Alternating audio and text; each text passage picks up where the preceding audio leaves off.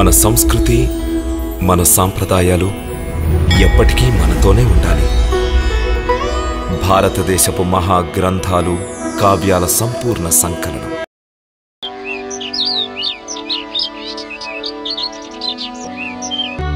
భీష్మక విదర్భ దేశానికి రాజు. అతనికి రుక్మి అనే కుమారుడు, రుక్మిణి అనే కుమార్తె ఉన్నారు. ఒకరోజు ఆ రాజు కుటుంబం అంతా కూర్చొనుండగా రుక్మి అక్కడికొచ్చాడు. నేను మధుర నుండి వస్తున్నాను. గోవుల కాపరి కృష్ణుడు కంసుణ్ణి వధించాడు. అతడు, బలరాముడు దేవకీ పుత్రులు.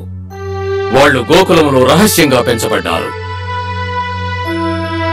కంసుడు ఎంత చెప్పినా అశరీరవాణి చెప్పినట్టే జరిగినది. నిజంగానే కృష్ణుడు దైవాంశం కలవాడు.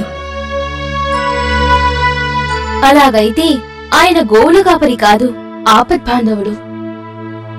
రుక్మిణి, అతను నా స్నేహితుణ్ణి వధించాడు, కానీ నీవతని కొనియాడుచున్నావు. కంసుడు తన తండ్రిని బంధించినవాడు. అలా అయితే కృష్ణుడు మాత్రమే రాజుగా పట్టాభిషిక్తుడవుతాడు. అదేం కాదు, అతను మళ్లీ ఉగ్రసేనుణ్ణి రాజుగా చేశాడు.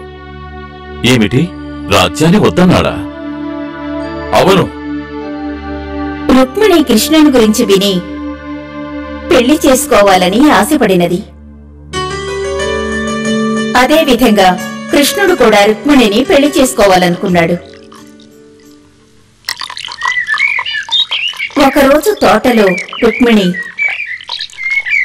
నా మనసు కృష్ణుణ్ణి కోరుకుంటోంది.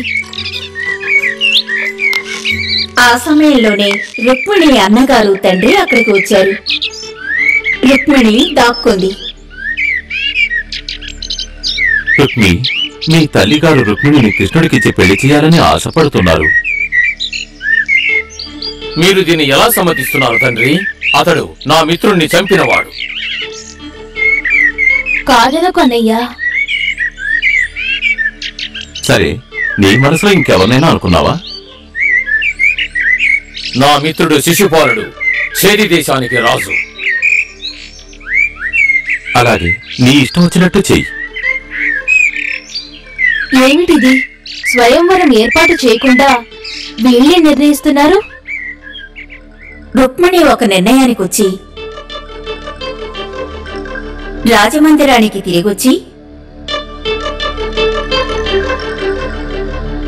తనకు నమ్మకమైన అనుచరుణ్ణి పిలిచింది.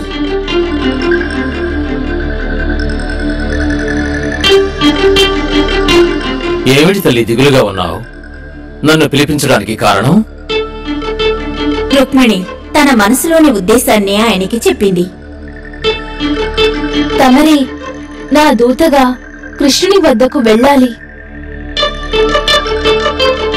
అలాగే తల్లి. వెంటనే రుక్మిణి తన మనసులోని భావాల్ని ఒక లేఖగా రాసి పంపింది. ఇది కృష్ణుడికి ఇచ్చి నా కోసం మా కుటుంబంలో ఎవరిని చంపకూడదని చెప్పండి. అనుచరుడు ద్వారకకు వెళ్లి కృష్ణునికి సునందుడు ఆ లేఖను అందించాడు.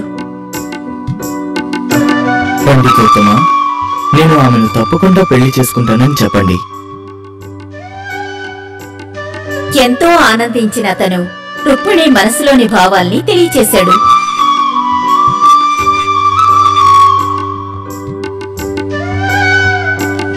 సునందుడు వెళ్లిపోగానే కృష్ణుడు బలరాముని వద్దకు వెళ్లాడు. నేను వెంటనే విదర్భకు వెళ్ళొస్తానన్నా.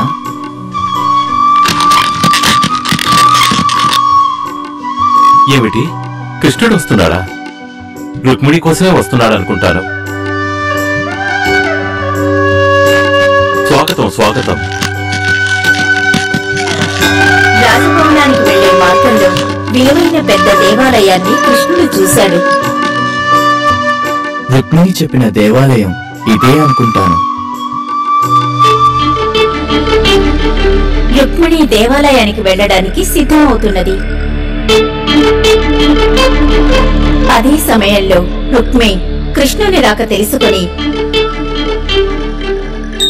అతన్ని నటకించడానికి దేవాలయం దగ్గర వేచి ఉన్నాడు. ఏమిటిది? కృష్ణుడు ఇంకా రాలేదే? రుక్మిణి దిగులుగా దేవుని ప్రార్థించుటకు గుడికి వెళ్ళింది. ఏం చేయాలి? కృష్ణుడు కనిపించలేదే. అంతఃపురానికి వెళ్ళిపోవాలా? ఆ తర్వాత ఆమె కృష్ణుని పక్కన రథంలో కూర్చున్నది. ఆమె ముఖంలో సంతోషం విప్పారింది.